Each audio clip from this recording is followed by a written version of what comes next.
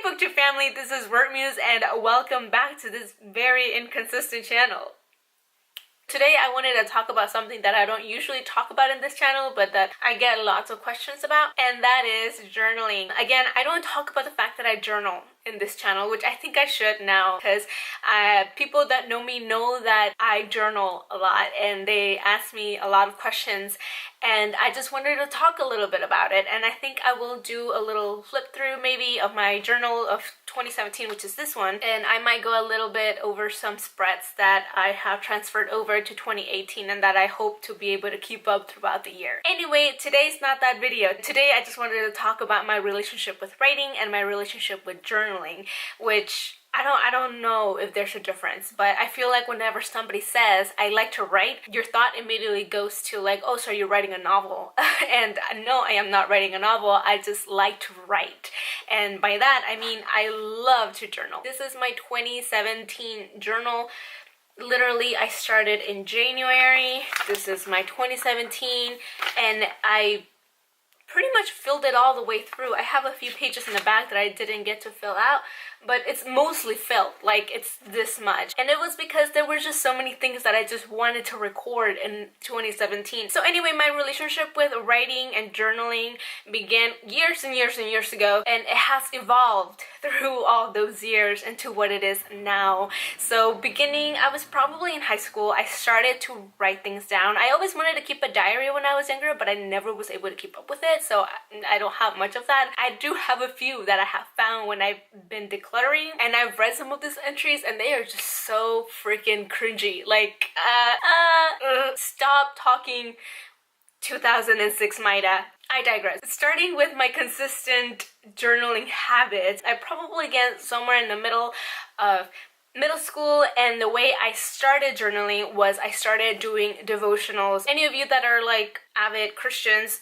probably know what I'm talking about. So for those of you who are not, it's totally fine. Pretty much you read something in scripture and you write it down in your journal, and you write down what you've understood from it or how you can apply it to your life. Anyway, this was taught to me at my church, the church I was going at that time, and it was great, but it was very impersonal because it almost felt like homework, and I felt very constrained by it, and I did it for probably like a year and a half consistently until I realized that this ain't doing much for me. I mean, it's good that I'm building this habit of writing, but it's almost like an assignment that I felt like I had to do, and not something that I was really diving into. And part of the reason why that was because it was so structured. So there was a structure at the top of what you should have at the top, which was the scripture, date, title, and then paragraph, and then prayer or something like that. And it just felt so constraining for me. And after a while, like it was probably like a year and a half that I did that faithfully, which I'm like, dang Maida, you held up. And then after that, I just quit because I just didn't like it anymore. And going back to the reason was because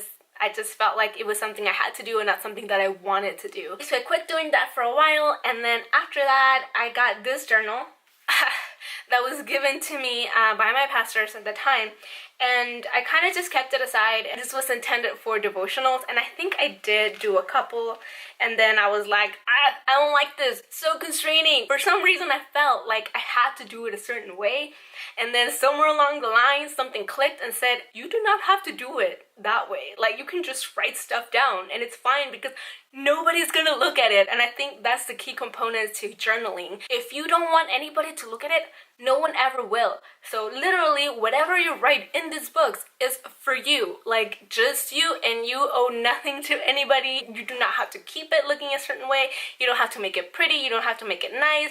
You can make it pretty and you can make it nice and you can be artsy with it, but you don't have to. And you definitely do not have to follow a format to journal. So after that clicked, I just grabbed this journal and I just started writing stuff in it. And so this is mostly just a prayer journal. This is like a faith where I've come from in terms of my writing. And after that, I moved on to this other journal where I began to be a little more creative in my writing, where I started maybe like doing a little bit of poetry. I mean, it's nothing astounding, but it's something that I like doing. And then I just began to write about my life and about my days and about my weeks, and it wasn't anything that was amazing or like remarkable. It was just the trivialities of life. Is trivialities a word? I'm not sure. We're just gonna say it is. But just the everyday mundane things that happened to me, or any concerns that I had, or just any ideas and thoughts or words that sounded nice or words that I liked, I wrote them down, and that became this journal. Well, that technically began at the end of this journal and it carried over to this journal. So anyway, starting up last year, 2017, actually I bought this in 2016. I bought it off of Target, and I bought it because it was just really pretty, which you cannot see now because it's dirty and gross, but it said something like, be kind, be something wonderful. I don't know, you can't even see the letters anymore, but it had like a quote here. But this was like cloth bounded, and it's so nice, and it's like one of my favorite colors, and it had like gold polka dots, and it was so nice. Again, you can't appreciate that now because it just looks gross, but anyway, I bought it for that one reason. And starting in 2017, I decided that, you know what, I'm gonna take this journal and I'm gonna start writing in it, and I'm just gonna put everything in here. So this year was a year that my just journaling creativity kind of exploded, which has been so much fun, and it's been so great, and I have loved it so much. And I just wanted to talk about that with you because, again, I get a lot of questions regarding my journaling, and I think a lot of it comes from the idea that you think that your journal has to look a certain way, or it has to have certain content, or it has to have a certain format, and really it doesn't. I learned that with this one. Anyway, in this journal, I experimented with a lot of things. I experimented with bullet journaling. I experimented with artsy stuff. I began to be a lot more creative in this one. I started to actually record like mementos and paste in like stubs of places I'd been to or events that I had gone to, tickets and people I went with and dates, and just I started to record the books I read, the videos I made. Everything went in here, and I know that there are people that like to keep everything separately, and that's totally fine, but for me this is what worked, again, because it's mine and this is what works for me. So any notes that I've taken, any plannings that I made for YouTube or anything else in life, my calendars, my dates, my journal entries, everything is in here, and which is why it's so packed. But anyway, this is my relationship with journaling now. If you want to start journaling, all you need is literally a pen or pencil and paper.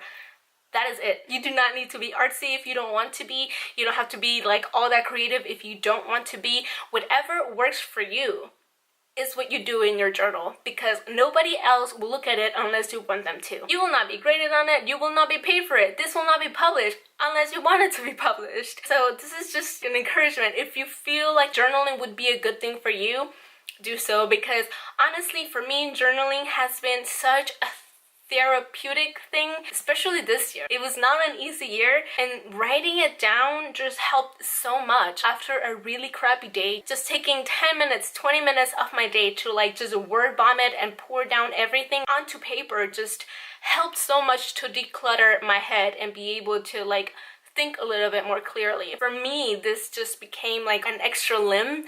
I do not go anywhere without it. Like if I go on vacations, I take this book. It's like big and it's kind of heavy, but I take it with me because I don't know why. I just have this strange bond to my journals. So I am like extremely excited for next year. I feel like I am at a place where I experimented enough with this one that I kind of know what I want to do with 2018. Probably not promises, but I might post the couple of spreads that I have just to show you that if you want to do a bullet journal, it doesn't have to be complicated. It can just be whatever works for you. You do not have to do all the spreads that all the professional pretty bullet journalers do. If you see those videos, they're freaking intimidating because they do so much with their journals. So I can show you what I am intending to do with mine and the spreads that I plan on using, and just what I use for the rest of the month, and what I do when I write, and just what my regular month would kind of look like. So anyway, that is for a future video. Maybe after this, if I find the time to do so and I can figure out how to do it, because